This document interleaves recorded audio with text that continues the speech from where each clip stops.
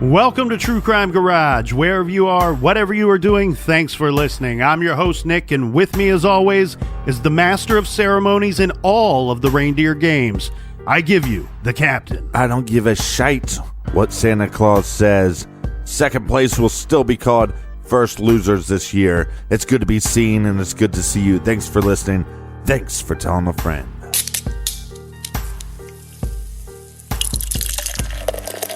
Tonight we are drinking Holy City Pilsner by the good people at Holy City Brewing, garage grade 4 out of 5 bottle caps. This is the first flagship beer in the Holy City arsenal. This is a crisp and clean hopped up bohemian style Pilsner. Holy City will quench your thirst and please your palate all in one glass. And today's beer was brought to us by these pleasing peeps. First up, we have Sam and Fraser in London, England. And a big shout out to Lindsay in Fort Wright, Kentucky. Next up, we have Audrey from Norfolk, Virginia, serving this great country in the Navy. So, Audrey, thank you for your service. And also in Virginia, we have Alan in the town of Raven. And a big we like your jib to Michael in Pinetown, South Africa. And a long-distance cheers to Kaja Borkenhagen in Oslo, Norway. And last but not least, we have Charles in Bodymore, Murderland. That was my nickname in high school, Captain Boykenhagen. All right, well, a big salute to you, Captain Boykenhagen, and a big salute to everybody near and far that contributed to this week's beer fund. If you want to help out for next week, go to truecrimegarage.com and click on the donate button. And we're a little behind, so hold your horses. And that's enough of the business. All right, everybody gather around, grab a chair, grab a beer. Let's talk some true crime.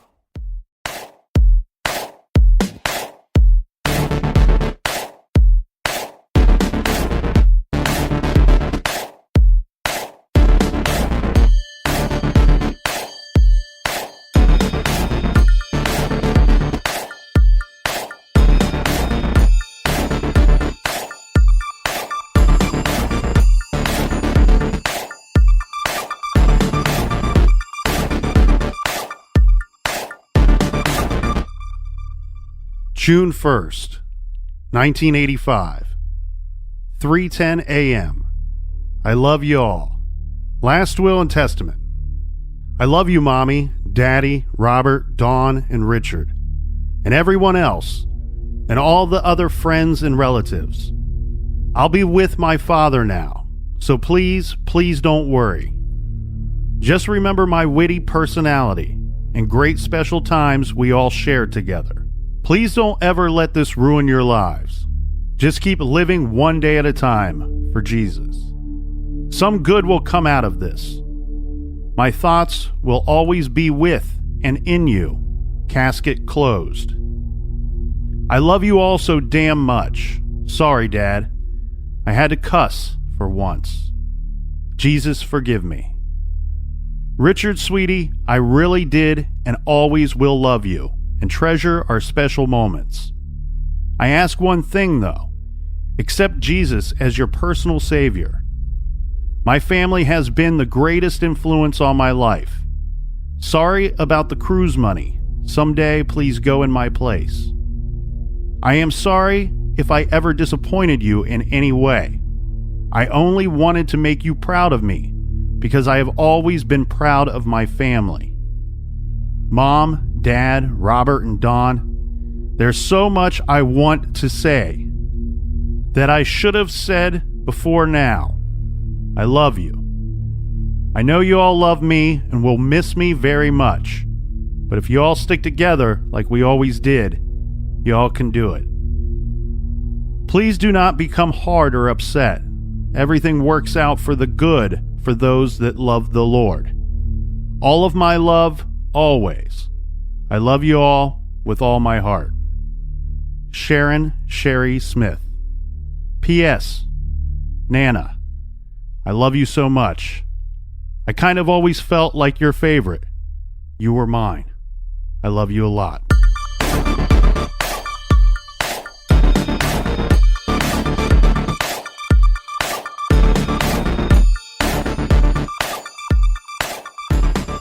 Friday, May 31st, 1985. At 3:38 p.m., Bob Smith discovered his daughter Sherry's car unattended with the driver's door open and the motor running at the end of the long driveway leading to the family's home. He called out her name several times and got no response. He checked the vehicle and found Sherry's purse on the seat, but where was his daughter? Sherry's father started searching for her. When his efforts failed, Mr. Smith contacted the police. This is just 2 days before 17-year-old Sherry Faye Smith was scheduled to sing the national anthem at her high school graduation. So while most of her friends and classmates were packing for their high school graduation trip, Sherry was abducted from the driveway of her Lexington County, South Carolina home. What followed was the largest search in South Carolina history. The investigation was bleak. They had no witnesses and no leads. Sherry is what law enforcement would consider to be an extremely low-risk victim. Therefore, it was important to clear the family as fast as possible and move on to other possibilities. Police very quickly ruled out any involvement by the immediate family or any of the members of the immediate family. They're hoping for a ransom demand. So police put a trace on the Smiths' home phone. The next day, the Smiths received a phone call. On the line, a strangely distorted voice of a man who claims he has Sherry captive. He tells Sherry's mother, Hilda, who answered the phone, "So you'll know this is not a hoax. Sherry had on a black and yellow bathing suit beneath her shirt and shorts." Then the caller says, "You'll get a letter from Sherry later." State officials intercepted her letter. This was entitled Last Will and Testament from the mail. The letter we read during the trailer was that exact letter. Apparently, her abductor had Sherry draft it shortly before her death. This was a 2-page handwritten letter, and while it clearly displayed an amazing amount of strength and courage on Sherry's behalf, after reading the letter, no one was optimistic. The papers were sent for fingerprint analysis. Local law enforcement was all over this one. The FBI was very quickly sent in, and the FBI feared the worst. Their theory is that the abductor most likely killed Sherry by the time that they arrived to assist in the case, and the killer would now be ready to search for another victim. They believe the kidnapper saw Sherry and her boyfriend Richard kissing at the local shopping mall, and from there he followed her home. She stopped at the mailbox, and that's where he snatched her. Seems like a lot of creeps are hanging out at the local malls. So that was their working theory. And after this first call was received, they decided to set up recording equipment at the Smith home because now they're anticipating another phone call. On June 3rd, they received a call asking if they had received the letter. And the caller asked, "Do you believe me now?"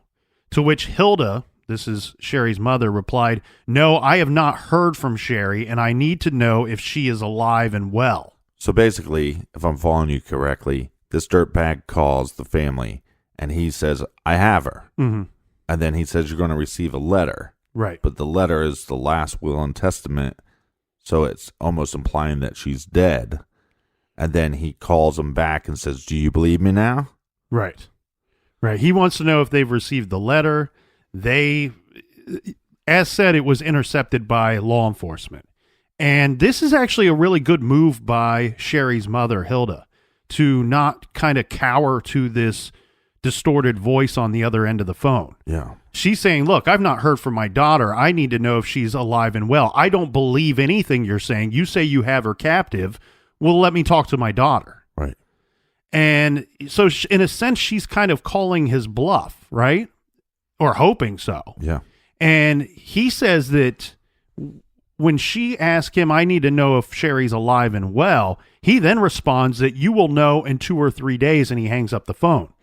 Now, later that same day, he did call again, this time saying Sherry was alive and he would release her soon, and that he wanted to tell her one thing, that Sherry is now a part of him, physically, mentally, emotionally, and spiritually. He says, "Our souls are now one." Hilda asked again if her daughter was alive and well. The man said, "Sherry is protected, and she is a part of me now, and God looks after all of us." Okay. So this guy's Wackadoo weirdo. Well, these are not clear and simple answers to Right. very clear and simple questions from Hilda. And the other thing too, Captain, using those words, Sherry's now a part of me physically, mentally, emotionally, and spiritually. Our souls are now one. I can't feel like anybody's got any good feelings in the Smith home hearing that. That sounds very bleak, sounds very bad. I mean, it just sounds bad. Well, on top of that, you have, her car is found on. Mm-hmm. So the fact that this individual was able to just pull up behind her, grab her, take her captive, and now this scumbag is going to bring the Lord Jesus Christ and our Savior into this. So because of the first call that was received, they were anticipating these two phone calls and attempting to trace the location of these two phone calls. Now, they did have some luck with that. They were able to determine that these two phone calls did come from the general area. They were local, let's say. Right. But there were some issues with the phone trace. According to the FBI in 1985, it took about 15 minutes to get a pinpoint location of the exact phone from which the calls were placed. Even with the strength and courage shown by Hilda Smith, the caller never stayed on the phone for that length of time. Now, the man called again. This time it was 4 days after the abduction, and this time Sherry's 21-year-old sister Dawn answered the phone. The man gave her details about the kidnapping, saying he stopped his car when he saw her at the mailbox. He said he took a few photos of her, then approached her acting friendly. And when he got close enough, he forced her into his vehicle at gunpoint. Mm-hmm. He told Dawn he was regretful that the whole thing got way out of hand.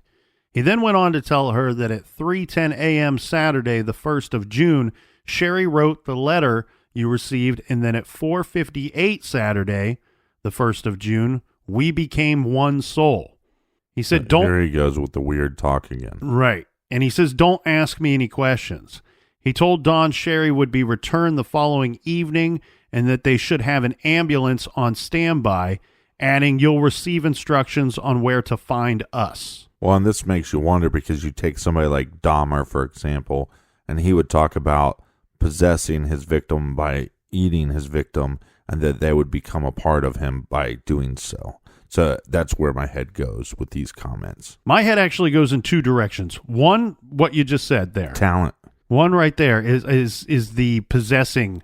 We even hear Zodiac wrote in his letters that they will become slaves, my slaves in the afterlife. Yeah. But the weird thing that I find here is a bit of the opposite that we've seen with, like, when we talked about Kemper, we talked about BTK, where both of them said, after I killed somebody, I just immediately went into pure paranoia where I felt the whole world knew what I just did. Right. And at any second, they're going to come and get me. They're going to come and apprehend me. And here, we have the FBI who's stating, well, we believed by receiving this letter that she was probably already dead before we arrived on the scene to help. And this dude's probably out looking for another victim. He might be, but he's also busy spending his time communicating with the family. I wonder what happened to give them that impression that he already killed her. I think the letter, the letter's weird enough that it might steer you in that direction. That's the same way that it steered us to the possessing the victim. Mm-hmm. Okay, they have become one. All of that kooky talk, right? Mm-hmm. What could do. But here's one thing I do want to point out. And I read a lot of books by retired FBI agents. Humble brag. What kind of brag is that? That I can read? I read a lot of books. No, that just means I have nothing else to do. This is after, did you start reading a lot after you studied computer? Well, the thing that I want to point out here that I see time and time again by these retired FBI agents, and don't get me wrong, I enjoy them very much. That's why I purchased their books so I can read them. However, they're always kind of the smartest guy in the room. And I wonder a lot of times, like, after the fact, they're telling these stories 20, 30 years later, and they're like, we knew already that this is what was going on. Mm-hmm. And I question it sometimes. You couldn't have been right every single time. You know what I mean? It just doesn't work out that way. Maybe this is why you identify with the books. Right. Remember, he's now telling them that they will receive instructions on where to find us. More of the kooky talk, right. And letting them know that, hey, I'm going to let Sherry go. She will be returned the following evening. Make sure you have an ambulance on standby. So to me, I go in a different route thinking, why is so much communication going on if you haven't kept her alive? Mm-hmm. The paranoia, though. At noon the next day, the man called again and said, follow these instructions. Listen carefully. He said, take Highway 378 west to Traffic Circle. Take Prosperity exit and go 1.5 miles. Mm-hmm. Turn right at the Moose Lodge sign. Go 1/4 mile and then turn left at the white building. Go to the backyard. There we will be waiting. God chose us. And then he hung up the phone. Yeah, this God speak is just creepy. Well, it's South Carolina. And it's, I think, it's part of that. No, I don't mind God talk. I don't mind that at all. I'm a spiritual person. What I do mind is when you kidnap a person, possibly have already murdered her, you made her write her last will and testament, and now you're saying that you have become one, and then you keep bringing God into this. Mm-hmm. So that's, don't like that much. Well, and given all these instructions, pretty detailed instructions, it's good for law enforcement that this call, like the others, was recorded. So the sheriff's department followed the directions, and this led them to the body of Sherry Faye Smith. The decomposition of the body suggested that she had been dead for some time, likely since 4:58 on June 1st, like was noted in the letter. Right. They were pretty sure of this. So she was clothed, and they could tell she was once bound with duct tape, but the tape had been removed, so we have the residue left over from the duct tape. And they believe that Sherry's body was likely in this location since shortly after her death. Unfortunately, by the time Sherry's body was located, due to the advanced decomp, the pathologist could not ascertain either the cause of death or whether or not she had been sexually assaulted. The pathologist believed, however, that Sherry either suffocated or died from dehydration, this resulting from a rare form of diabetes from which Sherry suffered. Evidence suggested she was killed elsewhere. Investigators believed her killer placed her there and returned to visit with the corpse, and it was only until the body was too far decomposed for his liking or decomposed enough to hide/destroy evidence that he told the family where to find her. And it's strange for me with the FBI involved, you'd think that they would be able to determine the cause of death. Well, using the information that they had, the FBI unit put together a profile of the offender. They believed that the offender was in his late 20s to early 30s, probably divorced, living alone or with his parents. White. He has, they actually will update this profile later, and they didn't include white as part of the first profile. Mm-hmm. But probably divorced, living alone or with his parents. He has some kind of criminal record. This would include assaults on women or at least obscene phone calls. If he has previously murdered anyone, the victims would be children or young girls. They believed when he was on the phone with Sherry's family, he was reading from a script. They believed the killer was rigid, orderly, and obsessively neat. He would take notes obsessively and keep many lists. Did they say anything about possible military background? They did not. But usually they will include that if they believe that he does have some type of military background. And the reason why I bring that up is because the neat and orderly possibly wants to create lists. Yeah. You would think that would be somebody that, had some regiment schedule at some point in their existence. They believe that he owned a vehicle likely 3 years old or newer, and the vehicle is clean, well-maintained, and cared for. Outwardly, he is arrogant and displays contempt for the world, but on the inside, he is insecure and harbors strong feelings of inadequacy. He possibly goes around telling people he reads a lot of books. Yes, and then doesn't speak too highly of the authors. They said that the man is local. Having lived in the area for most of his life, he had access to a secluded area where he knew he would have time to spend with Sherry and her body. They figured that the reason that the caller's voice sounded distorted is because he was using some type of device to achieve this. They determined the caller was using something called a variable speed device. They were now in the process of tracking down manufacturers of these types of devices and retailers. This suggested that the suspect had a background in electronics. So it's always interesting to me, Captain, how they come up with this. Some of it more detailed than other profiles that we've reviewed in the past. The stuff about the books is fascinating.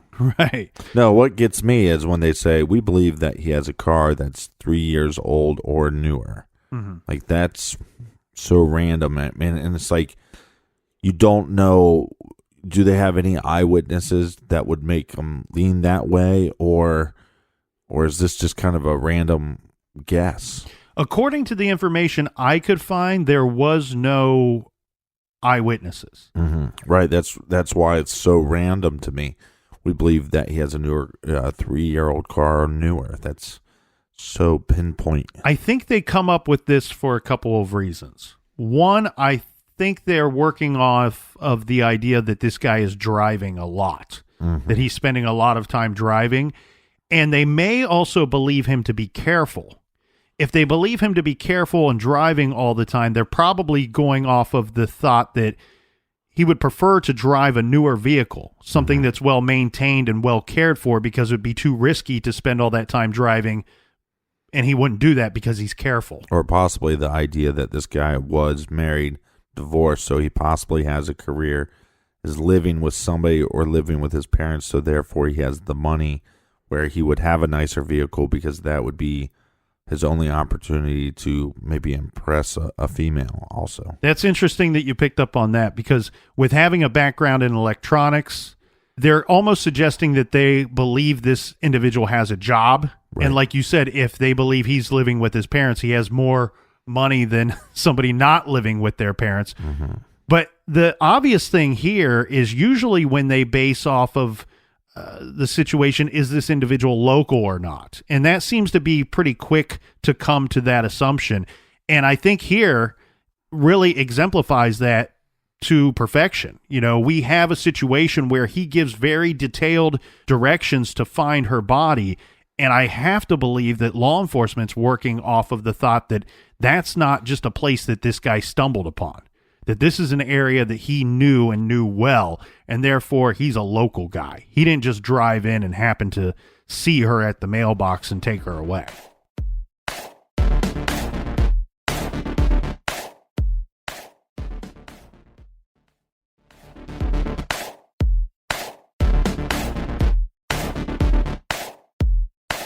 Make sure you check our show Off the Record on Stitcher Premium this week. It's Q&A Part 1. The easiest way to find Off the Record is to go to our website and click on the Off the Record link. The day after they found the body of Sherry Smith, the killer called the home again, and this time he called collect. He asked to speak with Dawn. He told her he would be sending the family the photos of Sherry, and he asked her for forgiveness and for their prayers. He said he was going to commit suicide because this thing got out of hand, and all he wanted to do in the beginning was to make love to Dawn, and that is why he was watching her. Dawn, startled by this, interrupted the man and asked the man, "Make love to whom?" Then he corrected himself and he said the name Sherry, and he hung up the phone. Later that same day, the killer called a local TV network and asked for a specific reporter and told that reporter he planned to turn himself in at some point and he would give the reporter an exclusive interview. Yeah, this guy's changing his stories. I'm going to kill myself. I'm going to turn myself in. He should have just killed himself. Yeah, you wonder if it's just, does he need to get forgiveness from the family for some reason, or is this attention seeking? It seems like a lot of work and a lot of effort, risky behavior for some attention. Yeah, but he's a complete wackadoo. Mm-hmm. And the FBI didn't believe, or they say they didn't believe, the man would turn himself in or kill himself at any point.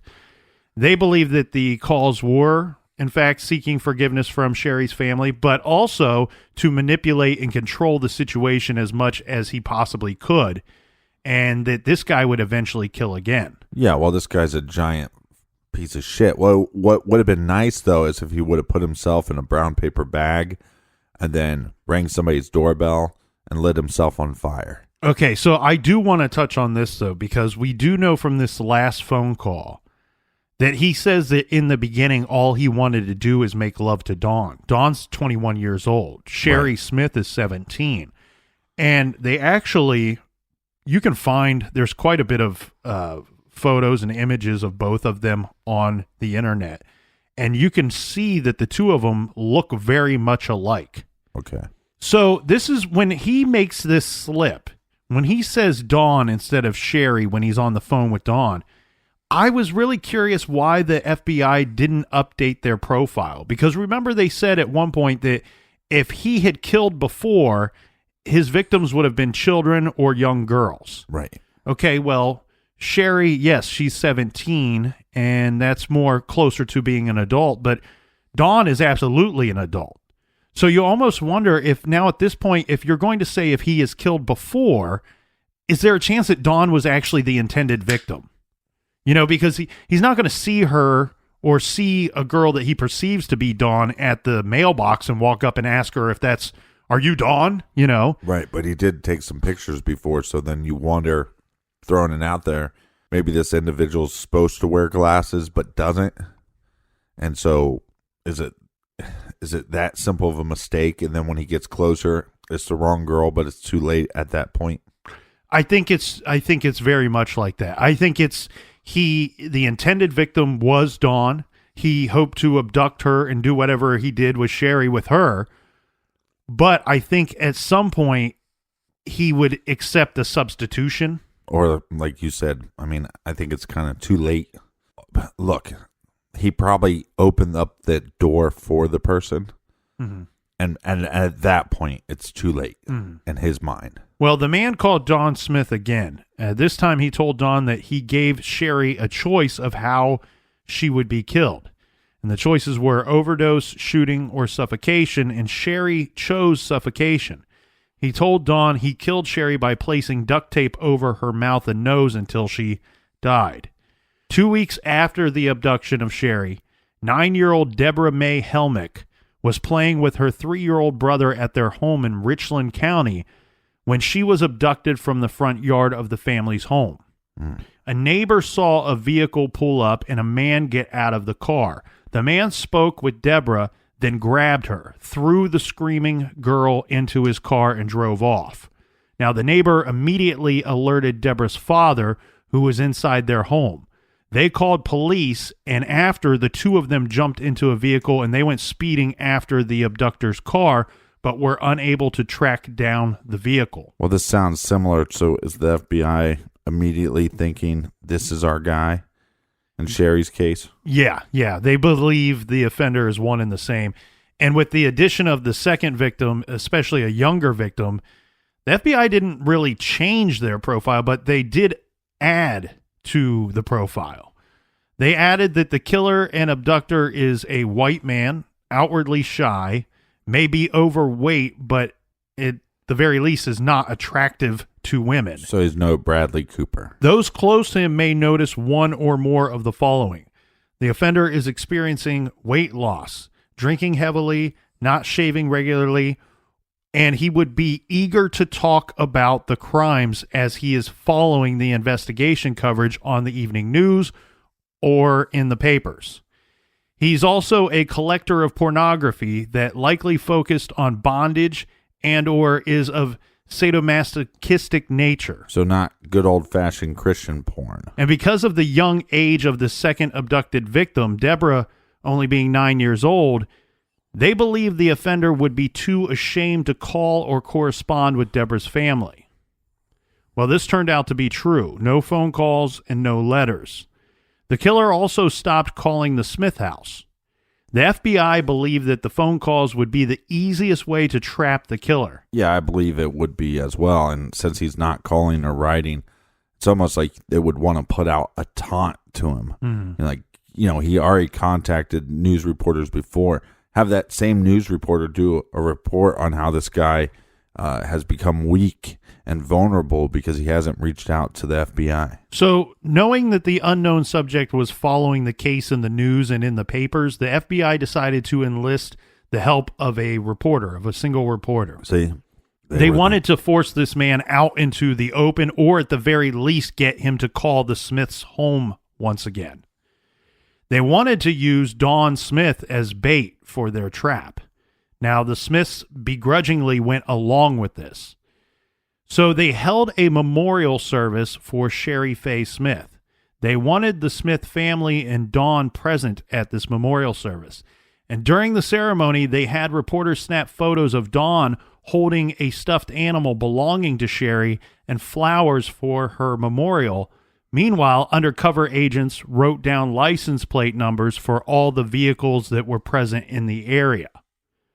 Now, this didn't seem to flush out the killer out into the open, but he did once again call the Smith home, this time calling long distance and collect. You have a collect call from a giant piece of shit. Well, that's interesting that you say that, Captain, because, okay, so in these collect calls, you would, if you were calling someone collect, you would be given a brief set of time there where you could announce who you are. So it would say, you have a collect call from so-and-so, and then the person receiving the call who would be paying for it can decide if they're going to accept the call, accept the charges or not. Mm-hmm. So during this portion where the caller can announce their name and who they are, it's a man's voice, but he says that his name is Sherry Faye Smith.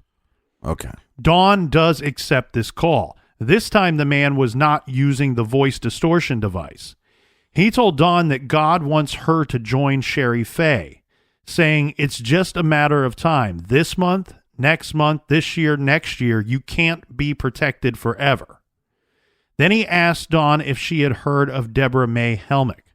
Dawn said she had, to which he tells her, listen carefully. Go 1 mile west, turn left at Bill's Grill, go 3.5 miles through Gilbert, turn right at the last dirt road before you come to 2 Notch Road. Go through the no trespassing sign. Go 50 yards. Deborah May is waiting. God forgive us all. Yeah, I don't need this turd stain to be confessing for my sins. The FBI is now worried and regretting the ploy of using Dawn as bait because of the received threat.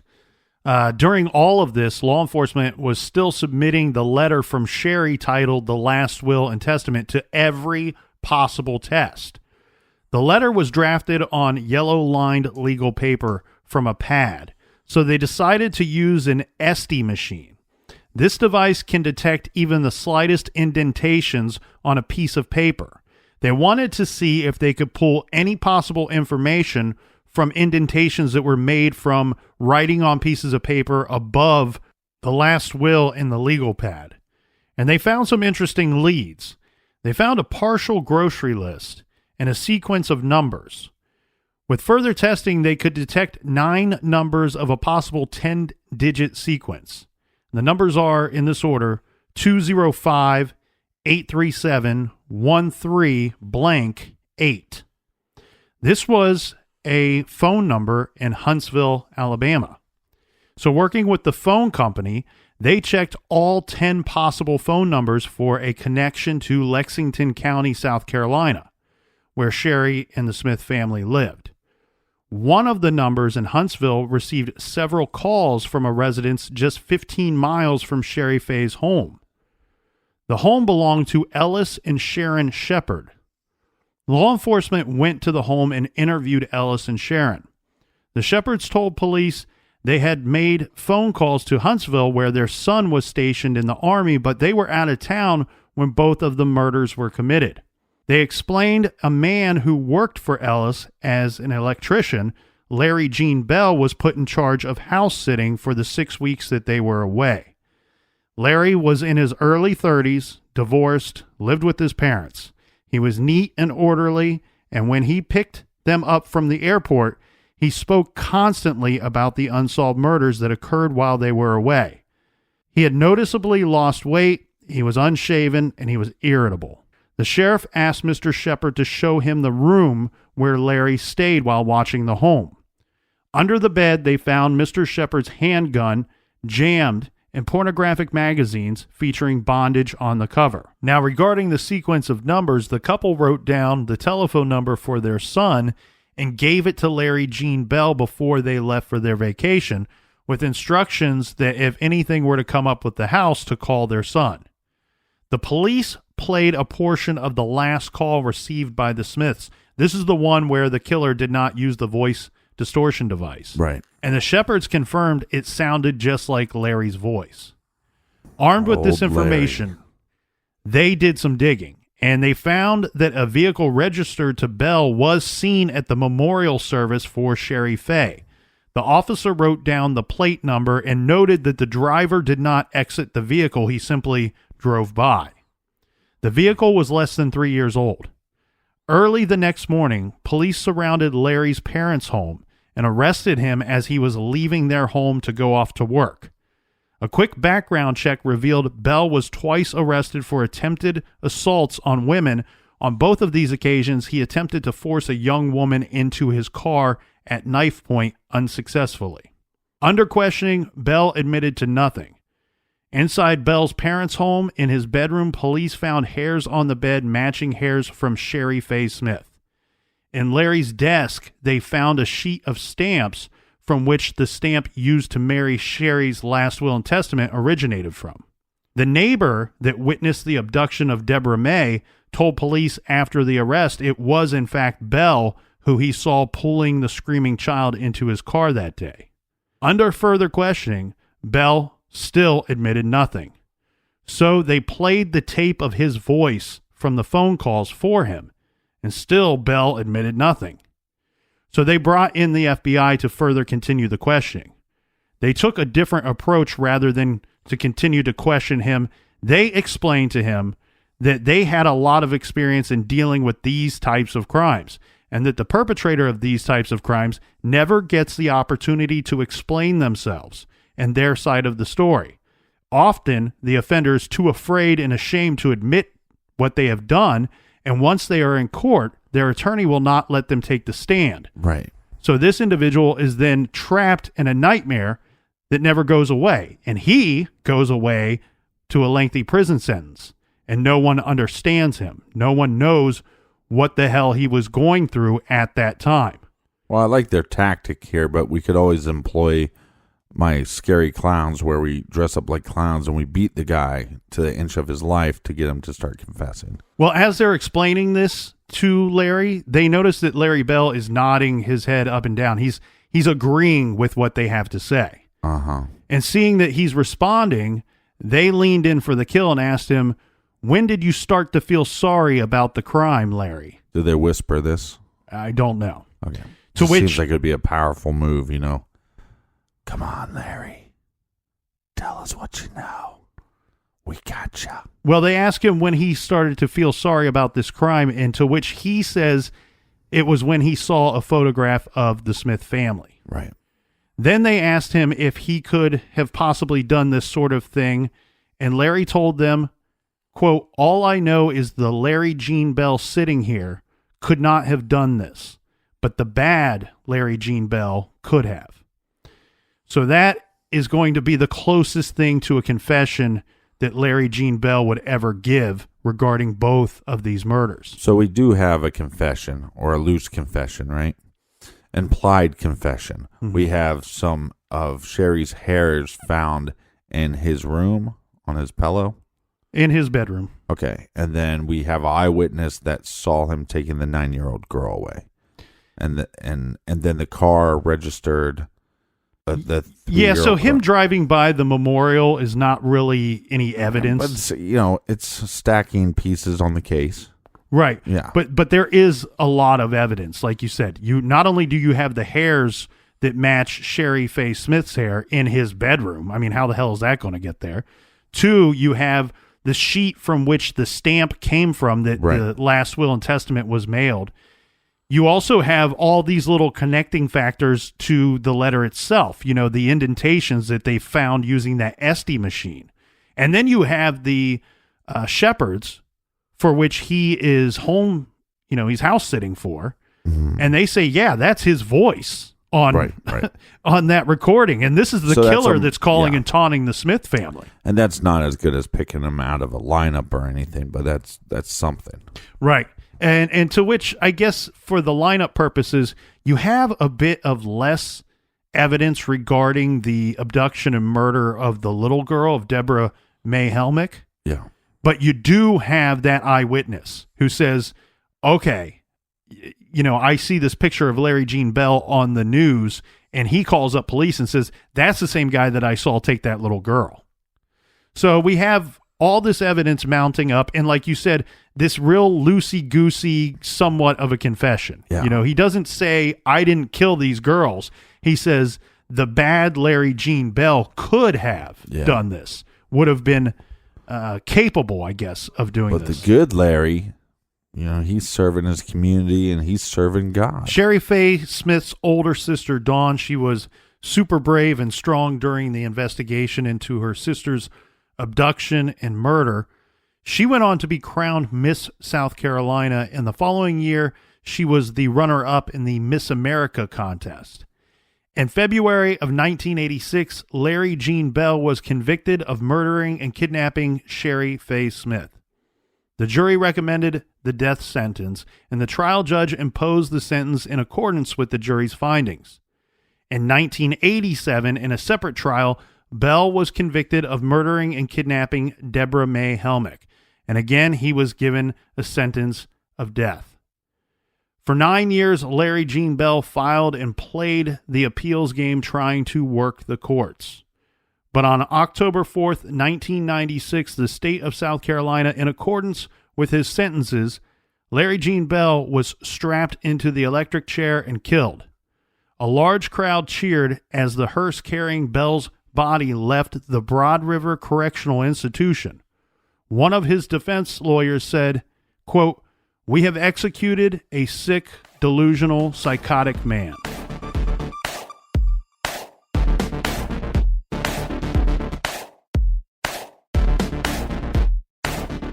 It's beyond fascinating how correct their profile was in this case. Now, Mr. I read a lot of books. Do we have any recommended reading for this week? We do, and I'm happy to announce that it's not a book by a retired FBI agent, so you know it's good. Written on higher than a third grade level. You know what, though, Captain? I feel like I want to punch myself in the face for saying that during the episode, because that's like my favorite reading. Now you know how I feel every episode. Constantly, just fighting the urge to attack your co-host. So this week, recommending a book called Handsome Johnny, The Life and Death of Johnny Rosselli, gentleman, gangster, Hollywood producer, and CIA assassin. So take a deep dive into the American underworld, Johnny Rosselli in Handsome Johnny. This book, I've been looking forward to this one. You don't have to write down the title right now, though, Captain, or anybody out there, because you can go to our website, truecrimegarage.com, click on the recommended page. We have books and recommendations there for you. Yeah, and head out to the website, click on the store page, because there's tons of shirts left. We're running out of some of the shirts, but they should, if you order now, they'll be shipped in time for Christmas. And real quick before we close out today, Captain, last week I got an email from Carly. She said she was listening to My Favorite Murder, and there's an episode, I guess, where Georgia mentions True Crime Garage did a 4-part series on the Boys on the Tracks case. So Carly, excited, she listens to our show. She went and she tried to find the Boys on the Tracks, and she emailed me and said, I cannot find these episodes on your feed. So I responded to her, get the Stitcher app, because all of our old episodes are on there, and it's free. You can listen to all of our huge, giant catalog that Georgia recommends so much on the Stitcher app. And join us tomorrow in the garage as we cover another case. Instead of just doing one part this week, we decided to do 2 one-parters. That's right. We will be right back here in the garage tomorrow. We expect to see you here. Until then, be good, be kind, and don't litter.